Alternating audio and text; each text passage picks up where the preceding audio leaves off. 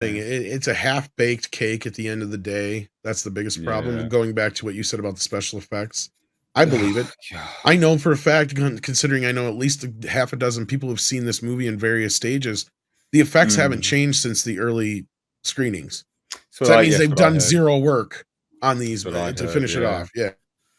Yeah, that is what I heard. In fact, I did have someone reached out to me, the person who originally reached out to me for the original leaks. Let me have a look. So they reached out to me. So apparently, it's a long thing. So new topic. What changed from test screening to final release of The Flash? I have a breakdown from my original source, who I did videos on, and now has told me what has changed. So, all the recent talk about the time frame around the CGI work for The Flash is true. Whoa. Most of the post-production work on the film didn't really pick up until early mid-December 2022 at the earliest. Wow. I personally saw, this is my source, 3 separate screenings of The Flash from 14 months ago, April 2022, up to this past November. 2 under Walter Hamada and 1 under David Zaslav.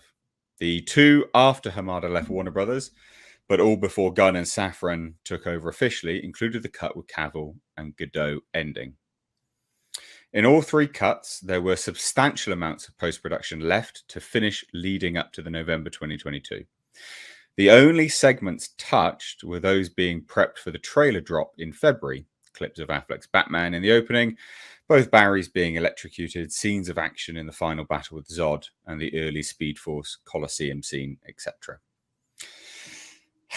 All the other scenes with VFX and CGI, the hospital collapse, the Russian prison infiltration, young Barry and older Barry's final confrontation in and out of the Speed Force, everything with the Dark Flash and the multiverse sequences was either minimally touched or not touched at all in all 3 cuts. This was a decision by the heads at Warner Brothers as they tampered with the film. Work would start, be halted, and delayed again as they began to request alterations. Scene reshoots, alternate takes used, whole scenes removed, subplots dropped, order of scenes shifted, CGI renders redesigned, etc. All the way through late 2022 into early 2023. After Gunn and Safran took over, the whole middle and end of the film saw alterations that delayed the process even more. Every big mention of the Snyder Cut was ripped out. Yes, there were many through the film, and it was set to be canon, as well as any senses specifically addressing Superman or Kal-El, Superman's presence, hung over the last half of the film in all cuts of the early screenings, many being in a number of scenes for Supergirl alone or her with older Barry that are not in the theatrical cut. And of course, the Ezra Miller fiasco only delayed the process even further.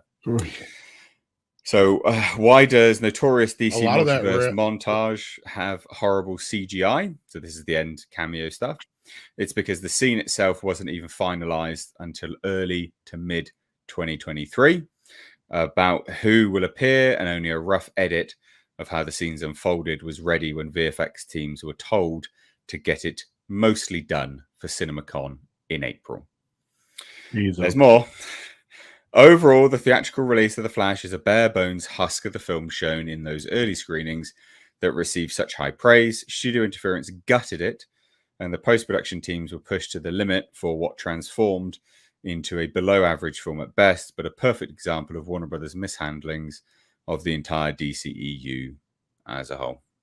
Wow. So that is apparently, basically, yeah, like they were tampering with it, changing it up all the time. So everything we heard is true. Stuff. Yeah, everything a lot of that lines up with what I was hearing. Yeah, that's crazy. I wish he had gotten a little bit more into what it meant by Ezra's troubles, because that was the thing. That's one of the few things I haven't really gotten any confirmations on in my reporting, and that was when they were seriously considering reshooting the film with another actor at that point, because that was still before James Gunn had signed on as the head of DC, because they were looking at trying to, and that part, the other part was confirmed, where Pam Abdy and Mike DeLuca were planning on trying to just salvage this cast into a new universe, basically, through this movie.